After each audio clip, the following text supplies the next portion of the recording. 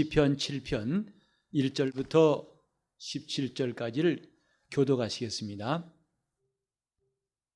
여호와 내 하나님이여, 주께 피하오니 나를 쫓는 모든 자에게서 나를 구하여 건지소서. 건져낼 자 없으면 저희가 사자같이 나를 찢고 뜯을까 하나이다. 여호와 내 하나님이여, 내가 이것을 행하였거나 내 손에 죄악이 있거나 화천한 자를 악으로 갚았거나 내 대적에게 무고히 빼앗았거든 원수로 나의 영혼을 쫓아 잡아 내 생명을 땅에 짓밟고 내 영광을 진토에 떨어뜨리게 하소서. 여호와여, 진노로 일어나사 내 대적들의 노를 막으시며 나를 위하여 깨소서. 주께서 심판을 명하셨나이다. 민족들의 지표로 주를 두르게 하시고 그 위 높은 자리에 돌아오소서. 여호와께서 만민에게 심판을 행하시오니 여호와여, 나의 의와 내게 있는 성실함을 따라 나를 판단하소서. 악인의 악을 끊고 의인을 세우소서. 의로우신 하나님이 사람의 심장을 감찰하시나이다. 나의 방패는 마음이 정직한 자를 구원하시는 하나님께 있도다. 하나님은 의로우신 재판장이시며 매일 분노하시는 하나님이시로다. 사람이 회개치 아니하면 저가 그 칼을 가르시며 그 활을 이미 당기어 예비하셨도다. 죽일 기계를 또한 예비하시며 그 만든 살은 화전이로다. 악인이 죄악을 해사람이여 자네를 잉태하여 괴유를 낳았도다. 저가 웅덩이를 파 만듦이여 제가 만든 함정에 빠졌도다. 그 자네는 자기 머리로 돌아오고 그 포악은 자기 정수리에 내리리로다. 내가 여호와의 의를 따라 감사하며 지극히 높으신 여호와의 이름을 찬양하리로다. 영적 생활이 무엇일까? 영성이 무엇일까? 내 영혼은 어떤 사람일까? 이런 것에 대해서 기독교인은 관심이 많습니다. 그리고 잘 알려고 합니다. 왜냐하면 우리가 신앙생활을 엉뚱하게 헛되이 하지 않기 위해서입니다. 자기 영혼을 위해서란 말처럼 중요한 말이 있을까요? 나라를 위해서 목숨을 바친 사람도 있고 자기 직분을 순직한 사람도 있고 훌륭한 사람들이 많이 있습니다. 공통적으로 그들은 참 충성스러운 사람이었고 의로운 사람이었다는 사실입니다. 그러나 더 정직한 것은 뭐냐면 자기 영혼을 위해서 일한 사람은 나라를 위하고 자기가 맡은 일을 위하고 그 모든 일에 진실하지 않을 수가 없어요. 가장 큰 것은 자기 영혼을 위해서. 왜? 그 가치를 알기 때문이죠. 영적 생활, 사실은 영적이란 말을 기독교인만 쓰는 게 아닙니다. 다른 종교에서 쓰는 곳이 있어요. 신령이란 말을 꼭 기독교에서만 쓰는 게 아닙니다. 그래서 신령한 중도 있다고 그러고 영적이란 말을 우리만 쓰는 줄 알았더니 그렇지 않더라고요. 그래서 자칫하면은 영적이란 말이 보편적인 말처럼 들리겠지만 성경은 우리가 영적 생활하는 것이 무엇인가를 밝히 말하고 있습니다. 좀 막연하고 어려운 말하면 영적인 말씀이다. 근데 어려워서 영적인 말씀이 아니고 영적 생활이란 자체가 어떻게 하면 가능할 것인가? 하나님을 의식할 때 영적 생활할 수 있습니다. 이것이 다른 종교에서 말하는 영적과 다른 점이에요. 곧 오랫동안 수양을 하고 돌을 닦은 사람들은 뭔가 보통 사람이 갖지 못했던 영적인 체험을 하게 된답니다. 그래서 신통하다는 말도 쓰고 또 아주 신령하다는 말을 기독교 밖에서 쓸 수 있어요. 하지만 그것은 자기 안에 있는 영적인 기능이 남보다 뛰어난 것이지요. 성경은 자기 속에 있는 영적인 기능을 연말하는 것이 아니라, 물론 그것이 사람의 노력에 의해서 적잖이 훈련될 수 있다 생각해요. 꼭 예수 믿는 사람만 그런 게 아니라 예수 안 믿는 사람도 귀신을 볼 수 있어요. 영적 세계를 볼 수 있어요. 그러나 우리가 지금 말하고 있는 영적 생활은 그런 게 아니고 하나님에 의해서 보고, 하나님에 의해서 알고, 하나님에 의해서 눈이 떠지고, 하나님에 의해서 우리 영혼의 변화가 되어지는 것, 이것에 관심이 있습니다. 요컨대 영적 생활, 하나님을 의식할 때부터 가능합니다. 그가 계시고 그가 우리를 감동하시고 그분이 우리를 살피시고 그분의 시선을 느낄 때부터 영적 생활은 제대로 시작할 수가 있습니다. 우리는 시편을 읽을 때마다 참 감탄하고 또 놀라는 게 뭐냐면, 구약 시대에도 이렇게 영적 생활을 힘쓴 사람이 이미 있었다는 사실입니다. 아직 예수의 복음을 알기 전에, 그들이 뭔가 하늘나라의 눈을 뜨기 전일지라도 이미 그들은 영적인 삶을 살고 있었다 이 말이죠. 그게 뭐냐면 하나님과 교통하는 것을 말한다 이 말입니다. 하나님을 알고 그분을 의식하고 있고 그분이 자기를 보시고 아시는 것에 대해서 이들도 공감하고 또 자기들의 마음을 하나님 앞에 열어놓고서 하나님과 사귐을 갖는 것이 이미 구약 때에도 있었구나 하는 게 놀랍습니다. 다윗이 이 시편에도 말한 건 그겁니다. 얼른 봐서는 주님, 내 원수를 갚아주세요. 내가 주님께 피합니다. 내 대적들이 얼마나 잔인하고 날카로운지 사자같이 나를 덤벼들고 찢고 나를 부서뜨리려고 합니다. 그러니 저들을 가만두지 마세요. 그 마치 하나님께서 저들에게 복수해 주시길 바라는 내용으로만 볼 수 있습니다. 그런데 여기에 중요한 것이 뭐냐면 다윗이 겪고 있는 그 고통과 힘든 것을 하나님 앞에 하소연하는 것 끝나는 게 아니라, 그리고 나를 괴롭힌 저들을 하나님 꼭 갚아주세요, 이것을 주장했다면 이 시편은 별로 의미를 가질 수 없을 거예요. 그런데 다윗이 여기서 무슨 말한 거 아니? 만약에 나에게도 하나님 보시기에 악한 것이 있다면 나도 가차없이 이제 하나님께서 원수에게 나를 붙이셔가지고 내 영혼을 쫓아잡아 내 생명을 땅에 짓밟고 내 영광을 진토에 떨어뜨리게 해달라고 했습니다.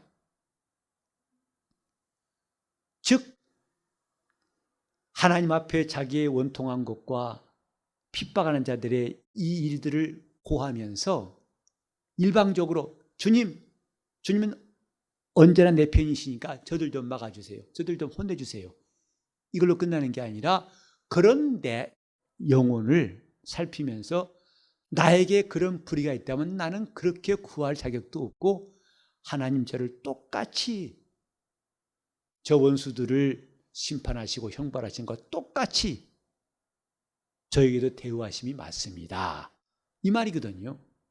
곧 이 7편은 하나님의 공의로운 판단을 구하는 기도예요. 하나님은 일방적으로 누구의 편이라고 생각하지 마세요. 그분은 공의 하나님이시다 이 말이죠. 사람은 다리 안으로 굽는다는 말처럼 자기 자식에 대해서는 편애할 수 있어요. 그래서 자기 식구나 자녀들의 허물은 관대하고 밖에 사람에게는 다른 잣대를 대가지고 냉정하고 철저할 수가 있습니다. 그런데 하나님이 그렇지 않으시다는 것을 성경에 말하고 있어요. 불의한 자를 용서치 아니하신 것은 하나님은 어느 시대에든 누구에게든 차별이 없다는 것, 이 성경에서 볼 수가 있습니다. 그래서 우리가 하나님 앞에 기도할 때에도 내 손에 피가 묻어 있는지를 살피라는 것이죠. 내 손을 깨끗하게 하라. 그래야 하나님이 내 기도를 들으실 것이다. 내게 불의가 있다면 하나님이 너도 용서치 않을 것이다. 그래 야고보 야고보 저자가 말한 것은 뭐냐면 남을 정죄하는 그 정죄로 네가 정죄를 도록 받을 것이니라. 남을 심판하지 말라 하고 경고했습니다. 다윗이 지금 말한 것처럼 나에게 해를 끼친 사람들 억울해서 못 견디겠습니다. 주님 좀 갚아주세요. 나 못 참겠습니다. 이런 일방적인 기도였다면 신앙의 시라고 할 수 없을 거예요. 그러나 오늘 이 본문에 보면은 나의 의와 내게 있는 성실함을 따라서 나를 판단해 달라고 8절에 말했어요. 즉 적어도 이런 기도할 수 있는 다윗의 담력은 자기는 하나님 앞에서 하나님의 의를 쫓고 의를 사모하고 하나님 앞에 성실함으로 하나님을 섬긴 이것이 기초가 되어 있다는 사실이죠. 그래서 이 성경 보면요, 우리가 함부로 하나님 나 억울합니다, 저 사람 좀 혼내주세요, 이런 말하기가 어렵다 생각해요. 하나님은 그런 기도를 들으실 리가 없다고 생각합니다. 저 이사야에 이런 말씀이 있어요. 하나님은 정직한 분이시기에 정직한 자를 도우신다 하는 말씀이 있습니다. 그가 아무리 하나님이실지라도, 이스라엘이 아무리 우리 하나님이라고 말할지라도 이스라엘이 정직한 길을 버린다면 하나님은 그들을 돕지 않으신다 이 말이에요. 이것이 하나님의 공의라고 합니다. 하나님은 공의로우시다. 그래서 우리가 기도할 때 먼저 회개해야 되는 것은 이런 공의의 하나님을 우리가 인정하기 때문에 내가 먼저 하나님 앞에 자복하고 기도하여서 내 영혼이 거룩한 심령이 되어서 기도하는 것이 맞다 이 말이죠. 돌아가 가지고 여기 보면은 9절에 이런 말씀이 있습니다. 의로우신 하나님이 사람의 심장을 감찰하시나이다. 사람의 마음을 하나님이 감찰하신다. 누가? 의로우신 하나님이. 이것을 우리가 시인할 수 있는 그것이 바로 영적 생활할 수 있는 기준이다 이 말이죠. 내가 지금 영적인 사람이냐 아니냐, 그것은 하나님이 나를 기억하시고 나를 살피시고 그래서 내 심장을 감찰하신다는 사실을 내가 인정하고 느끼고 알고 있는가? 그렇다면 이 사람이 영적인 사람이고, 그렇지 않다면 아직은 아니다 이 말이죠. 하나님이 나를 살피신다. 역대하 16장 9절에도 하나님의 눈은 온 땅을 두루 감찰하사 전심으로 자기를 향하는 자에게 능력을 베푸시나니. 우리는 하나님이 살피신다는 말씀에 대해서 정신이 번쩍 날 수밖에 없어요. 나를 살피신다. 내가 지금 하는 말이 참인지 거짓인지 살피시고, 내가 악을 행하는지 의롭게 살려고 애쓰는지 살피시고, 내가 주를 사랑하고 순종하는지 아니면 그렇지 않은지를 살피신다는 것. 근데 그분의 살피시는 것은 장사한 사람들이 저울 눈을 속이는 것 같지 않고 그의 주는 공평한 추가 되고 그의 판단은 옳다. 이게 성경의 가르침이죠. 요컨대 하나님이 지금 나를 살피신다고 믿는 사람들, 곧 영적인 사람들은 그분의 시선으로 자기를 보려고 한다 이 말이죠. 내 자신을 살피려고 하는 거죠. 율법은 곧 사람들의 불의가 있는 그 죄, 사람 속에 있는 죄에 대해서 그걸 드러내는 것이라고 성경이 말하고 있습니다. 그래서 죄로 여기지 않았던 것들이 율법에 의해서 그것이 죄가 되는 것을 깨닫게 하고 양심의 악을 깨닫게 한다고 그랬죠. 근데 그 율법을 잘못 사용했어요. 어떻게? 그것을 남의 죄를 살피고 찾는 데에 잘못 사용한 것이 바리새인과 서기관들이었습니다. 그게 주님의 가르침이 뭐냐면 아니다. 너를 살피라 이것이거든요. 이게 복음이에요. 율법의 용무를 제대로 알게 해준 게 복음의 용무거든요. 지금 너를 살필 줄 모른다면 너는 소경이다 이 말이에요. 남의 눈에 있는 티는 보고 내 눈에 들보는 깨닫지 못한다면 너는 소경이다. 그래서 먼저 내 눈에 들보를 뽑고 그래야 밝히 볼 수 있을 것이다. 이것이 영적인 사람이다. 성경은 이렇게 가르치고 있습니다. 다윗은 이 시편에서 말하기 뭐냐면 하나하나가 다 자기 속에 있는 것들이 어떤 것임을 다 고백하고 있어요. 그리고 그것을 하나님이 판단하시도록 정말 하나님은 그것을 판단하시는 것을 다윗은 기억하고 있습니다. 그러니까 내가 스스로가 판단해서 끝내버린 게 아니라 그 판단을 하나님이 하신다. 우리 심장을 살피시는 하나님이 옳고 그름을 판단하신다. 왕이지만은 왕은 백성을 판단한 사람 아닙니까?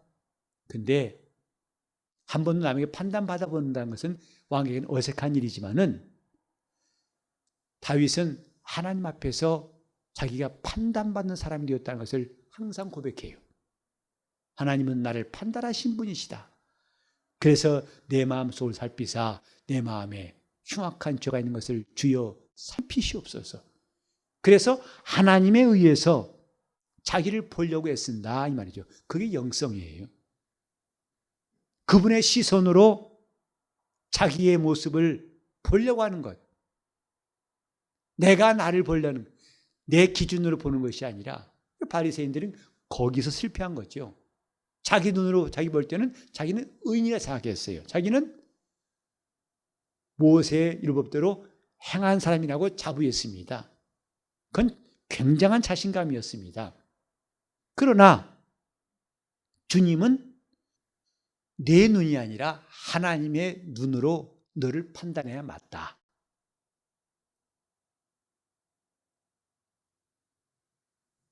예수님께서 누가복음 18장에 말씀하신 것 보면요, 성전에 올라간 세리와 바리새인 이야기가 나옵니다. 근데 하나님 앞에 올라간 바리새인과 세리의 극단적인 면이 보여요. 바리새인의 기도를 보면요, 주여 나는 이 앞에 있는 세리 같지 않고 일주일에 2번씩 금식하고 11조하고 이렇게 경건하게 거룩히 살았나이다. 이게 그 기도의 내용이에요. 뭐냐면 회개가 없어요. 그런데 세리의 기도는 감히 얼굴 들어서 바라보지도 못하고 눈물을 흘리면서 주여 나는 죄인입니다. 나를 용서하소서 하고 회개했다고 그랬어요. 바리새인이 하나님 말씀을 오해한 분명한 증거가 거기서 나온 거죠. 율법을 제대로 알았다면 회개가 나왔을 것이다 이 말이죠. 근데 하나님 앞에 나갈 때 바리새인은 회개할 것이 없어요. 그 이유는 다른 것 아닙니다. 내가 내 눈으로 자기를 봤기 때문이다. 그래서 때론 자기 속에 허물이 있을지라도 남보다는 적어, 괜찮아. 이 정도는 봐줄 수 있어. 하나님의 눈으로. 지금 이 본문에서 다윗은 내가 의롭다고 주장한 적이 없어요. 나는 나름대로 의롭고 성실하게 행했지만은 그것을 살피신 분이 계심을 다윗은 시인한 거죠. 그래 우리 지난 시간에 읽었습니다만 내 심사를 통촉하소서. 내 중얼거림, 속삭임까지도 주님이 밝히 살피시옵소서 라고 말했어요. 우리가 지금 이 시대를 살면서 신앙을 지키려고 애쓰는 사람으로서 정말 필요한 게 뭘까? 나를 볼 수 있는 눈입니다. 내 영혼을 살필 수 있는 눈이 필요한 거지요. 그것은 하나님에 의해서 주어집니다. 그것을 주시려고 우리에게 먼저 주신 것이 율법이에요. 그리고 그 율법을 온전케 하신 예수의 말씀이 이제는 내 눈에 들보부터 뽑아라 하고 말씀하시는 거죠. 여러 말 하지 않고 신앙생활이 종교생활과 다른 게 뭐냐? 스스로 하는 게 아니라 하나님에 의해서 하는 것이 영적생활이에요. 스스로 하는 것은 종교생활입니다.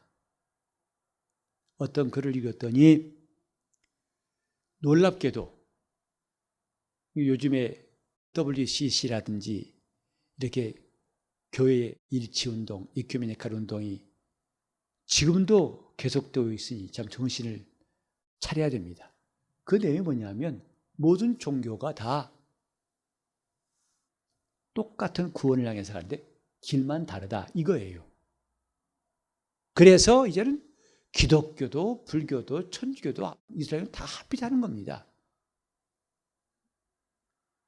그런데 그런 말하기에 참 합당한 설명을 누가 아마 해놓은 적이 있어요. 뭐냐면 그 각 종교에서 주장하고 있는 내용들이 그 종교의 DNA라고 해야 되나? 그것을 뽑았더니 98%가 일치한대요. 딱 2%만 다르답니다. 전에도 어떤 불교 스님이 직장 생활할 때에 특강을 하러 오셨던데 아침 일찍 이제 그 전 직원들을 모아놓고 그분이 부처님의 가르침에 대해서 계속 소개하면서 부처님의 그 말씀하고 예수님 말씀 사복음서에 있는 구절들을 인용하면서 하나하나 연결시키는데 기가 막히더라고요. 예컨대 부처님의 자비에 대한 말씀은 주님이 어떤 말씀, 예수님께서 어디 말씀하셨고 또 사랑하라 말씀은 또 어디 나오고 딱딱 어쩌면 그렇게 기가 막히게 딱딱 이가 맞는지. 그리고 놀란 것은 뭐냐면 성경 구절이 틀리질 않아요. 정확해요. 마태복음, 마가복음을 한 적도 없고 18장을 8장 한 적도 없고 정확합니다. 그래서 제가 듣고 있다가 아이고 정말 나이롱 신자는 회개해야겠다. 절에 다니는 스님들도 저렇게 성경을 제대로 안다고 딱딱 집어서 말하는데 신자랍시고 마태복음인지 누가복음인지 왔다 갔다 하면 쓰겠는가. 종교의 속성 가운데에서 98%가 같답니다. 그 차이가 뭐냐? 2%인데 명확히 말합니다. 내 스스로 하는 것이 아니라 하나님에 의해서 하는 것이다 이 말이에요. 그게 달라요. 우리가 기도합니다.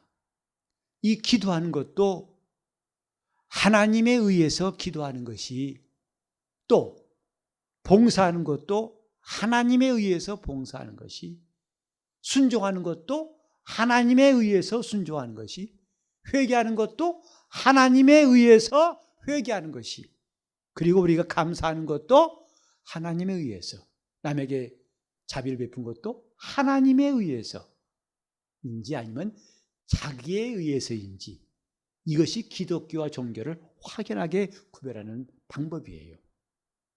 근데 그것은 평소에 하나님을 의식한 사람들이 얻을 수 있는 결과라 이 말이죠. 이것은 그렇구나, 이제 하나님에 의해서 해야겠다 이렇게 되는 게 아니라 평소에 하나님의 시선을, 하나님의 감동을, 그분의 인도하심을, 그분의 역사하심을 열심히 사모하고 순종하는 사람에게 주어지는 것이다 이 말이죠. 바울은 하나님 말씀을 전할 때에 참 저는 그 말씀이 부러운데요. 하나님 말씀에 붙잡혀 예수를 그리스도라 밝히 증거하거늘. 어떻게 하면 하나님 말씀에 붙잡혀서 예수를 증거할 수 있을까? 설교자로서 참 부러운 성경 구절이에요. 하나님 말씀에 붙잡혀.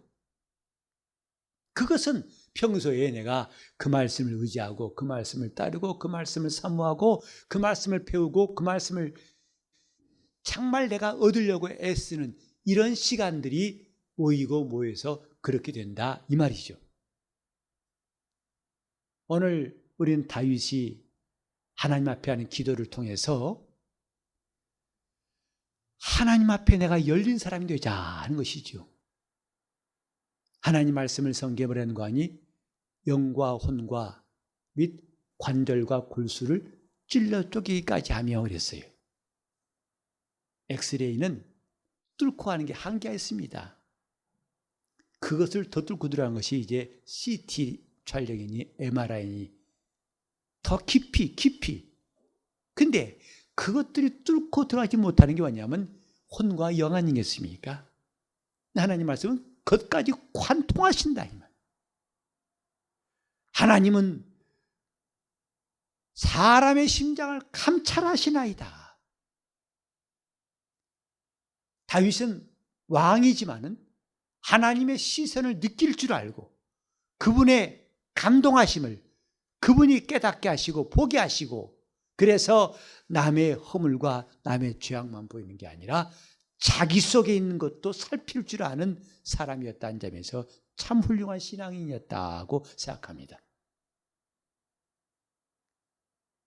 이렇게 함으로 우리는 정말 하나님에 의해서 사는 사람, 그분이 나로 먹게 하시고 알게 하시고 보게 하시고 말하게 하시고 듣게 하시고 가게 하시고 행하게 하시고 그분에 의해 사는 사람이 되기를 우리가 다 소원하고 있는데, 그래서 기도하더라도 나 혼자 고군분투하는 것이 아니라 그분이 함께 역사하사 우리 속에서 말할 수 없는 탄식으로 그가 간구하시고 하나님 우편에서 지금도 우리를 위해 그분이 간구하시기 때문에 우리 기도가 정말 하나님 앞에 상달되는 역사, 이것이 얼마나 놀라운 일인가.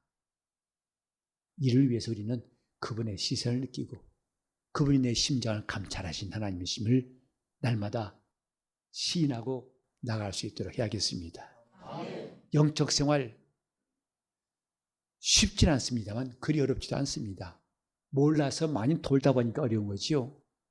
이제 나는 좀 그분을 느끼고 싶다. 그분의 시선을 느끼고 그분이 나로 내 안에 있는 것들을 포기하시도록. 원래 바리새인, 바울은 바리새인이었죠. 바리새인은 회개를 모르는 사람이었어요. 근데 놀라운 것은 바울이 로마서 7장에 말했어요. 내 속에는 선한 것이 없는 줄 알았다. 내 안에 죄의 법이 있다는 것을 알았다. 또 오라 나는 곤고한 자로다. 누가 이 사망의 몸에서 나를 건져낼 것인가? 정말 이건 바리새인이라면 죽었다 깨어나도 할 수 없는 말만 계속하고 있어요. 왜? 드디어 그가 영이 열린 거예요. 마음이 열린 거예요. 누굴 향해서? 하나님을 향해서. 그래서 그때부터 그는 하나님에 의해서 살고 하나님에 의해서 가고 하나님에 의해서 일하기 시작했다고 생각합니다. 나를 내가 스스로 움직이려고 할 것이냐 아니면 하나님이 움직일 것이냐. 이 밤에 하나님은 사람의 심장을 감찰하신 분이라는 것, 주님 나를 감찰하신 분, 나의 앉고 일어서는 것을, 내 생각을 감찰하신 분이 계시다는 것을 시인하면서 그분 앞에 내 마음을 열고 그분의 은혜를 사모할 수 있기를 예수 이름으로 축원합니다. 영적 사람 됩시다. 신령한 사람 됩시다. 우리가 그저 말로만 영적 영성이 할 것이 아니라 이것이 영적이고 이렇게 내가 그분에 의해 사는 충만한 영적 생활이 날로 가득하기를 예수 이름으로 축원합니다. 기도하실 때 주님, 내 의의 하나님, 내 심장을 감찰하신 하나님을 내가 의지하고 시인하고 사모하오니 내 마음을 감동하사 주 앞에 내가 회개하게 하시고 온전히 주님의 의로 충만할 수 있도록 통성으로 기도하시겠습니다. 하나님 아버지, 우리가 주의 은혜로 살고 싶습니다. 주님의 은혜로 살려고 합니다. 도와주시기를 원합니다. 하나님 아버지, 헛바퀴 도는 영적 생활을 이제 그만두게 도와주시고 주님